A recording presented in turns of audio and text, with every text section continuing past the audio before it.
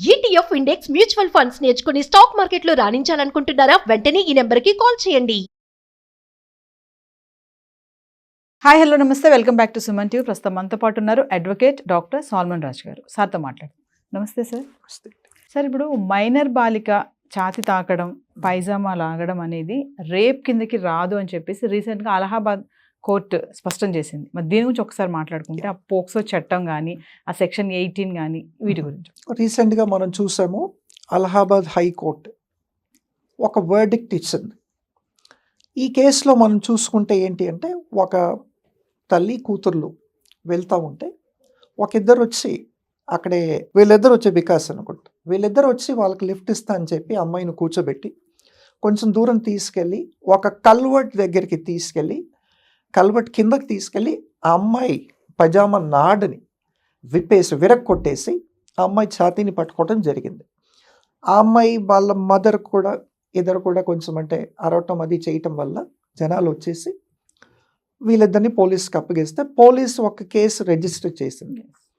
Police under section 376 of IPC, తర్వాత under section 18 of the POCSO act కింద police case register చేసింది. చేసిన తర్వాత ఏంటి అంటే, దాంట్లో వీళ్ళు హైకోర్టుకి వెళ్ళారు. How does 376 apply? It does not apply. ఎందుకంటే మేము రేప్ చేయలేదు, ఇది rape, it does not amount to rape అని చెప్పి. దీని మీద అలహాబాద్ హైకోర్టు ఆయన జస్టిస్ వర్మ గారు ఏం చేశారంటే ఒక వర్డిక్ట్ ఇచ్చారు. ఈ వర్డిక్ట్లో ఏంటి అంటే, ఒక మైనర్ బాలిక పైన అత్యాచారం చేసి ఆవిడ పజామా నాడ విరక్కొట్టడం కానీ, ఛాతీని పట్టుకోవడం కానీ చేస్తే ఇది రేప్ కిందకి రాదు అని చెప్పి ఆయన అన్నారు. దీని మీద మనం ఆల్ ఇండియా అంతా కూడా యాక్చువల్లీ చాలా అప్రోర్ ఉందండి దీని మీద. అందరూ కూడా అంటే అవాక్కయ్యారు, ఇట్లాంటి జడ్జ్మెంట్ ఏంటి అని చెప్పి. 376 అంటే ఏంటి? It's actually rape. అది కూడా ఒక మైనర్ బాలిక. పాక్సో చట్టాలు చెప్తున్నాయి, సెక్షన్ 3 చెప్తుంది, సెక్షన్ 9 చెప్తుంది, సెక్షన్ 18 చెప్తున్నాయి. చెప్పిన తర్వాత కూడా ఇప్పుడు ఈ అలహాబాద్ హైకోర్టు ఈ వర్డిక్ట్ ఎట్లా ఇచ్చింది, ఏ బేసిస్ పైన ఇచ్చింది అని చెప్పి ఆ జడ్జి గారు ఏం చేశారు, ఈ జడ్జ్మెంట్ ఇవ్వకన్నా ముందు కూడా 4 months actually before 4 months case అంతా కూడా విన్నారు, ఇరు పక్షాల విన్నారు, ఇద్దరు ఆర్గ్యుమెంట్స్ విన్నారు, ఎవిడెన్సెస్ ఏమున్నాయి కూడా కన్సిడర్ చేశారు. 4 months తర్వాత ఈయన జడ్జ్మెంట్ ఇచ్చారు. దాంట్లో జడ్జ్మెంట్ ఇచ్చి ఏమన్నారంటే, there is no proper evidence to infer a rape in this matter అన్నారు. ఆయన ఒపీనియన్ ఏమి ఇచ్చారంటే, ఒక రేప్ అని కాన్స్టిట్యూట్ చేయడానికి ప్రాపర్ సర్కమ్స్టాన్సెస్ కాదు, తర్వాత ప్రాపర్ ఎవిడెన్స్ లేదు, కాబట్టి ఇది రేప్ కిందకి రాదు అని చెప్పి ఆయన అంటున్నారు. ఇప్పుడు ఒక అమ్మాయిని తీసుకెళ్ళి బలవంతంగా కల్వర్ట్ కిందకి తీసుకెళ్ళి నాడా ఇదంతా కూడా విరక్కొట్టి ఛాతీ పట్టుకుంటే రేప్ కిందకి ఎట్లా రాదు అన్నది ఒక క్వశ్చన్. అందులో ఒక మైనర్ బాలిక కావచ్చు, లేదంటే అడల్ట్ ఫీమేల్ అయి ఉండొచ్చు, కానీ ఆయన ఆ వర్డిక్ట్ ఇచ్చారు. ఇప్పుడు మనం బిఫోర్ 2012, బిఫోర్ నిర్భయ యాక్ట్, మనందరికీ తెలుసు నిర్భయ జరిగింది ఢిల్లీలో. నిర్భయ కన్నా ముందు రేప్ అంటే దాని డెఫినేషన్ వేరు ఉండేదండి. ఆ రోజుల్లో మేము కేసెస్ చేసినప్పుడు rape definition as per the Indian penal code was totally different. అప్పుడు ఏంటి అంటే, unless and until there is an attempt of penetration, rape cannot be proved. Penetration annadi was very very important ingredient of a particular rape. Kani Nirbhaya Chattam 2012 lo techin tarvata there is no need to prove that penetration has taken place. Mere attempt or preparation of a penetration itself will constitute a rape అని చెప్పి 2012లో Nirbhaya act వచ్చిన తర్వాత ఎన్నో changes చేశారు. అంతకుముందు totally ఒక rape case అవుతే under 376 rape అవుతే totally it was based on the medical evidence, on the forensic analysis, on the sperm analysis, on the sperm report of the accused, whether sperm was found or not, whether pubic hair was found or not on the victim, or whether any skin tissues were found in the nails or not. ఇవన్నీ కూడా మేము establish చేయాల్సిన పరిస్థితి ఉండేది before 2012 in rape case. ఇప్పుడు You don't have to, worry or bother about whether sperm was found or not, whether pubic hair is there, whether tissues are found or not. Basic medical evidence అన్నది, of course, it's important to evaluate and to establish ఒకవేళ rape జరిగిందా లేదా. Penetration అన్నది ఇప్పుడు important కాదండి 2012 నుంచి. Penetration important కాదు అని మనకి కొత్త చట్టాలు వచ్చిన తర్వాత ఓన్లీ నాడ విరక్కొట్టడం వల్ల, ఛాతీ పట్టుకోవటం వల్ల రేప్ కాదు అనటం చాలా దురదృష్టకరం, చాలా బాధాకరం అండి. ఎందుకంటే ఇప్పుడు వీటి మీద ఒక ఎన్జిఓ అపీల్ ఫైల్ చేశారు సుప్రీంకోర్టులో. సుప్రీంకోర్టు వారు based on the letter written by NGO, they have taken it suo motu. నిన్న వీటిపైన స్టే ఇస్తూ సుప్రీంకోర్టు ఏమి నిర్ధారించింది అంటే, అలహాబాద్ హైకోర్టు జడ్జి గారు ఇచ్చిన జడ్జ్మెంట్ లాలో ఎక్కడ కూడా కని విని ఎరిగింది లేదు.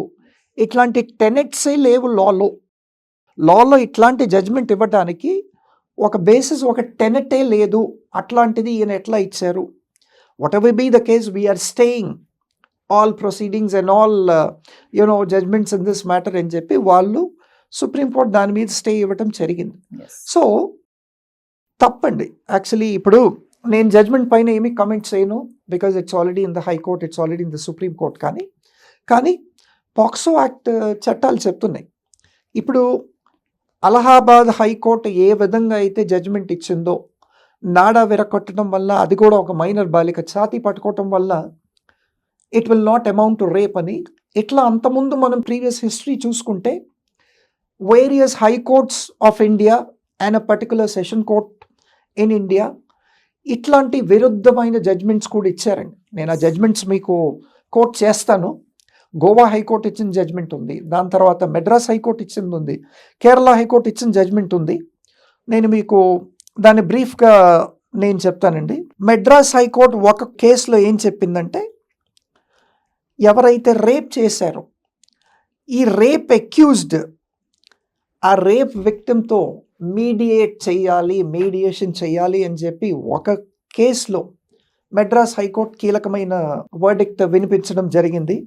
అదేవిధంగా Rajasthan high court June 2024 recent last ఇయర్లో రాజస్థాన్ హైకోర్టు ఏం చెప్పిందంటే, ఒక మైనర్ బాలిక ఇన్నర్ గార్మెంట్స్ ఉంటాయి కదండి స్త్రీలవి, అవి తీసేసి ఆమెని అండ్రెస్ చేయటం వల్ల అది అటెంప్ట్ టు రేప్ కాదు అని చెప్పి మనకు రాజస్థాన్ హైకోర్టు 2024 జూన్లో ఇంకొక కీలకమైన వర్డిక్ట్ ఇచ్చింది. దాని తర్వాత మన కాల్కట్టా హైకోర్టు October 2023లో కాల్కట్టా హైకోర్టు ఏం చెప్తుంది అంటే, adolescent girls must control there sexual urges. అంటే ఈ టీనేజ్ తర్వాత అడోల్సెంట్ ఏదైతే వస్తుందో, ఈ అడోల్సెంట్ అమ్మాయిలు వాళ్ళ లోపల ఉన్న సెక్షువల్ ఫీలింగ్స్ని వాళ్ళే కంట్రోల్ చేసుకోవడం చాలా ఇంపార్టెంట్ అని చెప్పి ఇంకొక కేసులో కాల్కట్టా హైకోర్టు 2023లో ఒక వర్డిక్ట్ ఇచ్చిందండి. Goa sessions court in 2021 May ఒక కేసులో ఏం చెప్పిందంటే, రేప్ జరిగిన తర్వాత ఆ రేప్ విక్టిమ్ సర్వైవ్ అయింది, ఈ రేప్ అటెంప్ట్స్లో కానీ లేదంటే రేప్ జరిగిన సబ్సీక్వెంట్లీ సర్వైవర్స్ విక్టిమ్స్ ఎవరైతే ఉంటారో, ఈ సర్వైవర్ విక్టిమ్స్ వీళ్ళు ఏంటంటే వాళ్ళ నడవడిక చూసి కోర్టుకో పోలీస్ స్టేషన్కో వస్తే ఈ సెషన్స్ కోర్ట్ ఏమన్నదంటే, ఈ రేప్ విక్టిమ్ బిహేవియర్ చూస్తే రేప్ అయిన విక్టిమ్ లాగా లేదు అని చెప్పి గోవా సెషన్స్ కోర్టు ఒక వర్డిక్ట్ ఇచ్చిందండి. అంటే ఇప్పుడు మనం చూస్తే ఈ అలహాబాద్ కోర్ట్ ఒక్కటే కాదు, వీ హ్యావ్ సీన్ ఇన్ని కోర్ట్స్ అన్నీ కూడా ఇట్లాంటి ఒక లీగల్ టెనెట్ లేని, లీగల్ బేసిస్ అండ్ ఫౌండేషన్ లేని వర్డిక్ట్స్ ఇస్తున్నారు. అంటే శుద్ధ తెలుగులో చెప్పాలంటే వీటికి ఒక అర్థం లేదు, విరుద్ధంగా ఇస్తున్నారు. దీని ఇంపాక్ట్ కూడా ఎలా ఉంటుందంట మరి ఇలాంటి జడ్జ్మెంట్స్ వస్తే మరి అక్యూజ్లు ఇంకా రెచ్చిపోతారు కదండి. ఇప్పుడు ఒక కోర్ట్ అయిన తర్వాత ఒక పర్టికులర్ ఎస్పెషలీ రేప్ అన్నది it's a very very important issue. It's actually constituting the whole womanhood in India, not only in India, but it sets an example to other countries అండి. ఎస్ ఇట్లాంటి వాటిల్లో మనం సొసైటీకి ఏం మెసేజ్ ఇస్తున్నాము, Indian పబ్లిక్కి actually ఏమి మెసేజ్ ఇస్తున్నాము, మన లా అండ్ ఆర్డర్ ఎట్లా ఉంది, మన జ్యుడిషియల్ సిస్టమ్ ఎట్లా ఉంది. ఎస్ కోర్ట్ అంటే కోర్ట్స్ అన్నీ కూడా they are in the justice delivering system అండి. ఈ జస్టిస్ డెలివరింగ్ సిస్టంలో to what extent are the courts delivering justice అన్నది వాళ్ళు ఇచ్చే వర్డిక్ట్ బట్టి, వాళ్ళు ఇచ్చే పనిష్మెంట్ బట్టి, వాళ్ళు ఇచ్చే కన్విక్షన్ బట్టి, వాళ్ళు ఇచ్చే ఫైండింగ్స్ బట్టే మనము ఒక నిర్ణయానికి వస్తాం. ఇట్లాంటి ఇప్పుడు నేను చెప్పిన ఈ జడ్జ్మెంట్స్ అన్నీ కూడా కోర్ట్సే ఇట్లాంటి జడ్జ్మెంట్స్ ఇస్తే న్యాయ వ్యవస్థ ఎక్కడికి వెళ్తుంది, ఎస్ మన దేశంలో అసలు న్యాయం ఉన్నదా లేదా అన్నది కూడా ఒక చాలా ఇంపార్టెంట్ క్వశ్చన్ అండి. సో ఇట్లాంటి జడ్జ్మెంట్స్ అన్నీ కూడా they're against the society, they're against the women. ఇట్లాంటివి ఇవ్వకుండా ఇప్పుడు ఆల్రెడీ సుప్రీంకోర్టు సోమోటోగా తీసుకుంది కాబట్టి సుప్రీంకోర్టు దాన్ని అప్హెల్డ్ అయితే చేయలేదండి. ఎస్ అలహాబాద్ హైకోర్టు ఇచ్చిన వర్డిక్ట్ని సుప్రీంకోర్టు మాత్రం అప్హెల్డ్ చేయలేదు కాబట్టి kudos and hats off to supreme court అండి.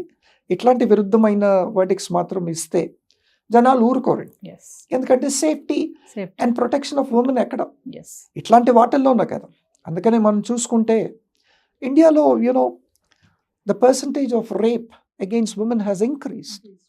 సో వీటిని కంట్రోల్ చేయాలి, వీటిని కర్బ్ చేయాలి, లా అండ్ ఆర్డర్ తీసుకురావాలి అంటే ఇట్లాంటి టెనెట్ లేని బేస్లెస్ వర్డిక్స్ ఇస్తే మాత్రం వీటిని కంట్రోల్ చేయలేము. Thank you sir. వెల్కమ్.